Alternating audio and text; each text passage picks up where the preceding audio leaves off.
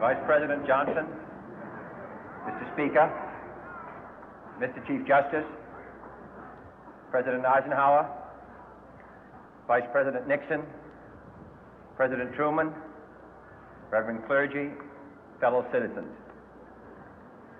We observe today not a victory of party, but a celebration of freedom, symbolizing an end as well as a beginning, signifying renewal as well as change.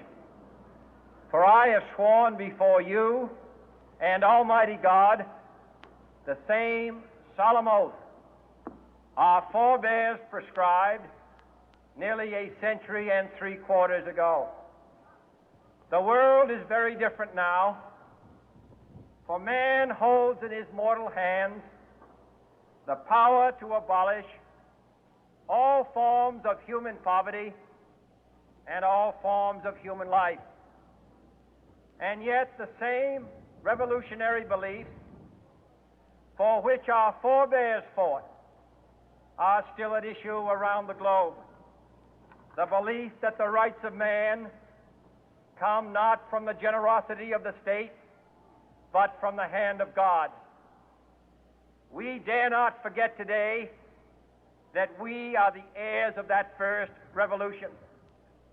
Let the word go forth from this time and place to friend and foe alike that the torch has been passed to a new generation of Americans born in this century, tempered by war, disciplined by a hard and bitter peace, proud of our ancient heritage, and unwilling to witness or permit the slow undoing of those human rights to which this nation has always been.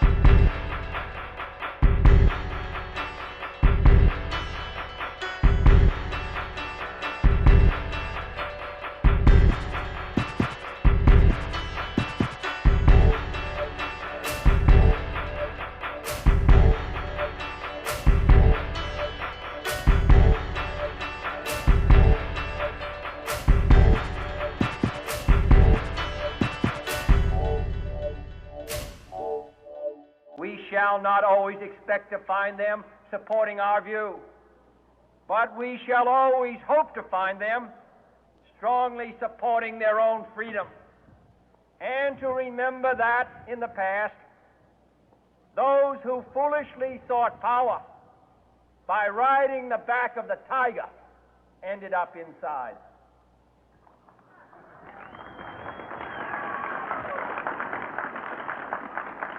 To those people in the huts and villages of half the globe struggling to break the bonds of mass misery, we pledge our best efforts to help them help themselves for whatever period is required, not because the communists may be doing it, not because we seek their votes, but because it is right. If a free society cannot help the many who are poor, it cannot save the few who are rich. Our sister republics, south of our border, we offer a special pledge to convert our good words into good deeds, in a new alliance for progress to assist free men and free governments in casting off the chains of poverty. But this peaceful revolution of hope cannot become the prey of hostile powers. Let all our neighbors know that we shall join with them to oppose aggression or subversion anywhere in the Americas. And let every other power know that this hemisphere intends to remain the master of its own house.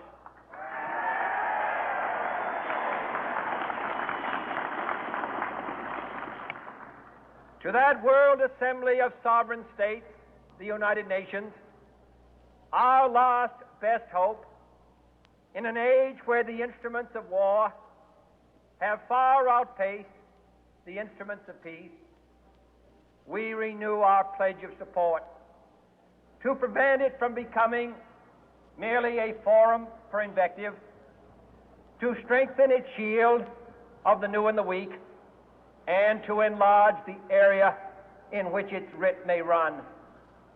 Finally, to those nations who would make themselves our adversary, we offer not a pledge, but a request that both sides begin anew the quest for peace. Before the dark powers of destruction, unleashed by science, engulf all humanity in planned or accidental self-destruction, we dare not tempt them with weakness, for only when our arms are sufficient beyond doubt can we be certain beyond doubt that they will never be employed.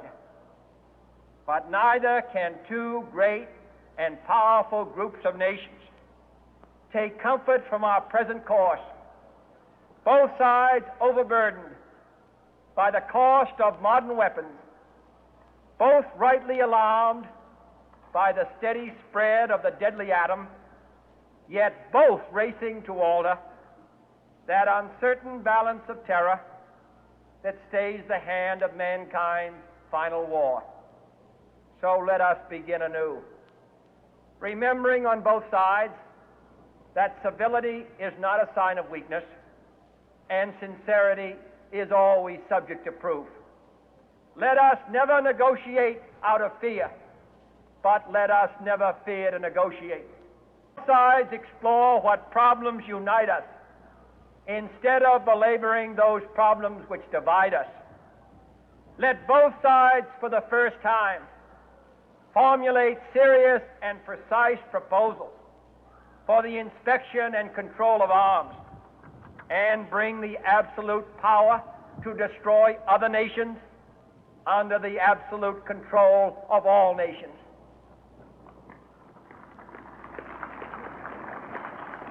Let both sides seek to invoke the wonders of science instead of its terrors.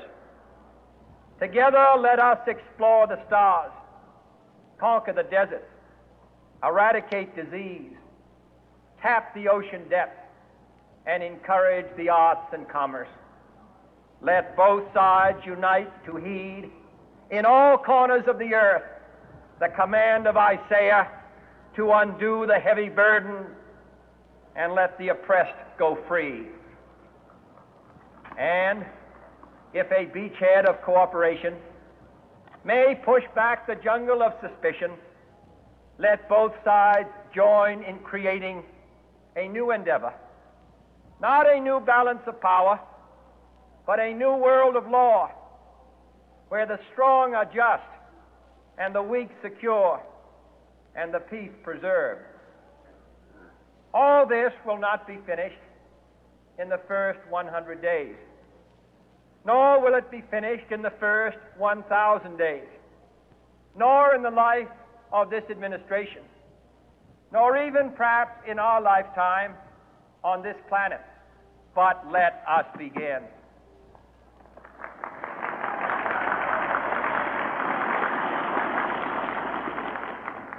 In your hands, my fellow citizens, more than mine, will rest the final success or failure of our course. Since this country was founded, each generation of Americans has been summoned to give testimony to its national loyalty. The graves of young Americans who answered the call to service surround the globe. Now the trumpet summons us again, not as a call to bear arms, though arms we need, not as a call to battle, though in battle we are, but a call to bear the burden of a long twilight struggle, year in and year out, rejoicing in hope, patient in tribulation, a struggle against the common enemies of man, tyranny, poverty, disease, and war itself.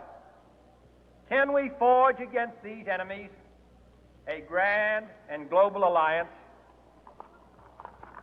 north and south, east and west, that can assure a more fruitful life for all mankind? Will you join in that historic effort?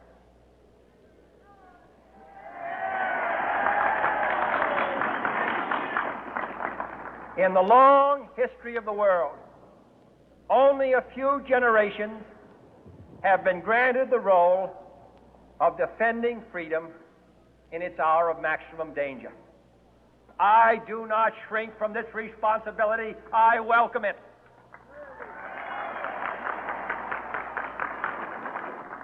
I do not believe that any of us would exchange places with any other people or any other generation.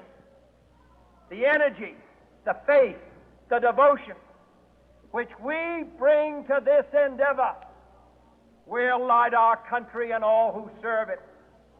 And the glow from that fire can truly light the world. And so, my fellow Americans, ask not what your country can do for you, ask what you can do for your country.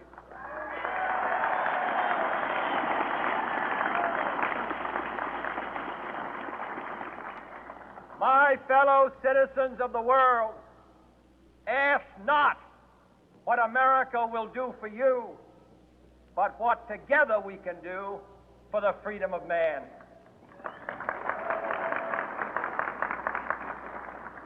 Finally, whether you are citizens of America or citizens of the world, ask of us here the same high standards of strength and sacrifice which we ask of you.